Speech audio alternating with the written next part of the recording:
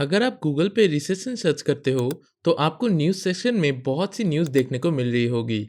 और ये बात तो किसी से छुपी नहीं हुई है कि रिसेशन आने वाला है। लेकिन क्या 2023 में या उसके बाद, ये किसी को नहीं पता। तो आज के इस वीडियो में हम रिसेशन को लेकर बात करने वाले हैं और इस मामले को डिटेल में समझने की कोशिश करेंगे। तो सबसे पहले शुरू करते हैं अमेरिका के प्रेसिडेंट जो बाइडेन से। उन्होंने कहा है कि we are not anywhere near a recession.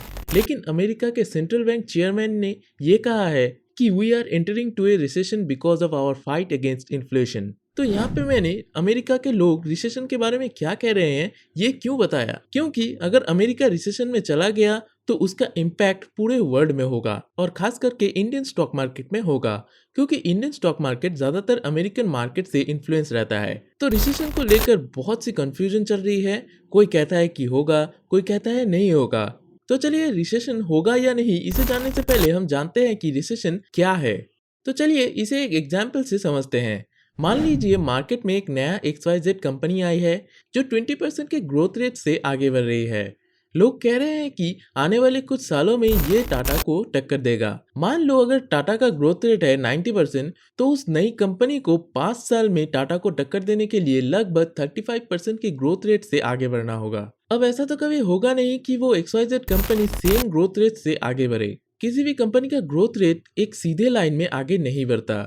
Good और बैड साइकिल्स दोनों होते हैं। तो देश की इकोनॉमिकल साइकिल भी कुछ ऐसी ही होती है। कभी अनएम्प्लॉयमेंट भी कम रहता है जिसकी वजह से प्रोडक्टिविटी भी ज़्यादा होता है, जिसकी वजह से कंजम्पशन भी ज़्यादा होता है, जिसके कारण डिमांड और सप्लाई भी हाई रहता है। अब कभी कभी इसके ऑपोजिट भी होता है। अनएम्प्लॉयमेंट भी ज़्यादा रहता है जिसकी वजह से प्रोडक्टिविटी भी कम होता है और उसकी वजह से कंजम्पशन भी कम हो जाता है, जिसके कारण डिमांड और सप्लाई भी लो रहता है।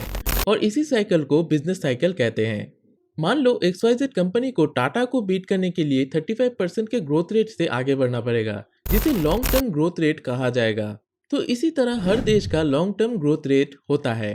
कंपनीज की तरह कोई भी देश कभी एक सीधे लाइन में ग्रो नहीं करता है, उतार चढ़ाव उसमें भी होते हैं, जिसे बिजनेस साइकिल कहा जाता है। तो बिजनेस साइकिल के 4 अलग फेजेस होते हैं: एक्सपेंशन, पीक, रिसेशन और बॉटम। एक्सपेंशन में सब कुछ हाई होता है, यानी देश का जीडीपी काफ़ी तेज़ी से ग्रो करता है और इस फेज में ज़्यादा डिमांड की वजह से इन्फ्लेशन भी बढ़ता है। पीक में जीडीपी को जितना बढ़ना होता है वो बढ़ चुका होता है, इसमें ग्रोथ रुक जाता है और इन्फ्लेशन बढ़ जाता है। और इसके बाद आता है रिसेशन। रिसेशन में क्योंकि इन्फ्लेशन और अनएम्प्लॉयमेंट बढ़ गया है तो लोग पैसा स्पेंड करना बहुत बड़ी मात्रा में कम कर देंगे।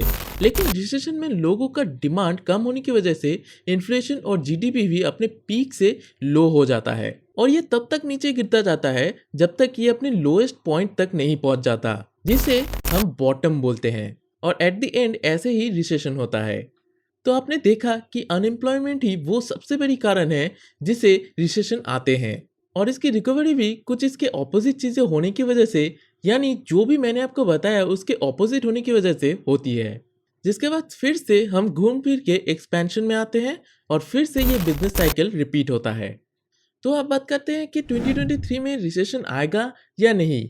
तो इस पे इंडिया की बात की जाए तो इंडिया भी ये कह रहा है कि हम रिसेशन में नहीं जाने वाले। लेकिन आपको ये समझना होगा कि अगर रिसेशन आता है तो ये हम सबके लिए गोल्डन अपॉर्चुनिटी होगा। इसके पहले रिसेशन 2001 और 2008 में हो चुका है और मार्केट उसके बाद भी बहुत अच्छे तरीके से रिकवर कर चुका है। तो इसीलिए अगर रिसेशन आता है तो आपको घबराना नहीं है, बस आपको सही टाइमिंग से अपने पैसे को इन्वेस्ट करना है जिससे आपको मैसिव रिटर्न्स मिल सके। अब बात करते हैं कि रिसेशन का क्या इम्पैक्ट है स्टॉक मार्केट पर। इकोनॉमी और स्टॉक मार्केट में रिसेशन का इम्पैक्ट अलग अलग होता है, क्योंकि इकोनॉमी एक लैडिंग इंडिकेटर है और स्टॉक मार्केट एक लैगिंग इंडिकेटर है। मान लो स्टॉक मार्केट में निफ्टी 50 आज 18,300 पे है, जो कि आज से कुछ महीने पहले के कंपैरिजन में ज़्यादा है, जिसकी वजह से लोग ये कह रहे हैं कि रिसेशन नहीं आने वाला, जस्ट बिकॉज निफ्टी और सेंसेक्स गोइंग अपस्टेयर्स। और ये सच भी है क्योंकि ये इकोनॉमी की पावर को सिग्निफाई करता है और इसीलिए स्टॉक मार्केट लैगिंग इंडिकेटर है और इकोनॉमी लैडिंग इंडिकेटर। तो as a stock market investor हमें फ्यूचर के बारे में सोचना जरूरी है। क्या सिचुएशन पहले से बेहतर होगा या खराब? देखो, ऐसे तो फ्यूचर को प्रिडिक्ट करना बहुत मुश्किल है, लेकिन जैसे यूएस के हालात दिख रहे हैं, यानी इन्फ्लेशन का बढ़ना, अनएम्प्लॉयमेंट होना, यानी गूगल, अमेजोन, एप्पल, फेसबुक जैसे बड़ी बड़ी कंपनीज अपने एम्प्लॉयज़ को निकाल रही है, जो रिसेशन के आने का इंडिकेशन दे रहा है। देखो, रिसेशन आने के चांसेस बहुत ज़्यादा हैं, लेकिन कोई भी 100% श्योर होकर आपको ये कंफर्मेशन नहीं दे सकता कि रिसेशन आने वाला है। लेकिन आपको इसके लिए ज़रूर तैयार रहना चाहिए, क्योंकि ये हर एक स्टॉक मार्केट इन्वेस्टर के लिए गोल्डन अपॉर्चुनिटी है। तो रिसेशन जैसे सिचुएशन में आप कैसे अच्छा खासा रिटर्न जनरेट कर सकते हैं, इसके ऊपर मैं एक डिटेल वीडियो लाऊंगा। तो अगर आपको इस टॉपिक से रिलेटेड कोई डाउट है तो आप हमें कमेंट में बता सकते हैं।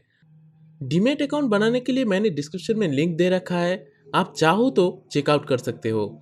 तो आज के इस वीडियो के लिए बस इतना ही। मैं लौटूंगा फिर से किसी और इन्फॉर्मेटिव वीडियो के साथ। तब तक के लिए आप हमारे इस वीडियो को लाइक और इस चैनल को सब्सक्राइब कर दीजिए।